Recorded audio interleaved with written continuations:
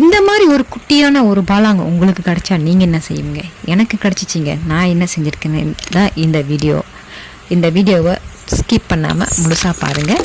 உங்களுக்கு நிச்சயமாக பயனுள்ளதாக இருக்கும். ஏன்னு சொல்கிறீங்களா? சமைக்கிற பொருட்கள், அதாவது ஸ்பைசஸ் என்று சொல்லுவார்கள். சமைக்கும் உணவுக்கு ருசியை கொடுக்கக்கூடிய பொருட்கள், இது எல்லாத்தையும் ஒரே இடத்துல இருந்தால் எவ்வளோ சூப்பராக இருக்கும்லங்க. ரொம்ப சீக்கிரமாக சமைச்சு முடிச்சிடலாம்ல. பாருங்கள், இதுதாங்க இந்த மல்டி பர்பஸ் வீல் போன்று இருக்குது. இந்த வீல் இதில் எல்லா ஸ்பைசஸும் போட்டு வச்சுக்கலாம் நீங்கள். நானும் அப்படி தான் செஞ்சு வச்சுருக்கேன். உங்களுக்கு பிடிச்சிருந்தா ஒரு லைக் போட்டு ஷேர் பண்ணிடுங்க. நன்றி, வணக்கம்.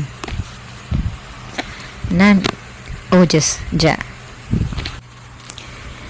இருங்க போயிடாதீங்க, ஒன்றும் முடியலைங்க.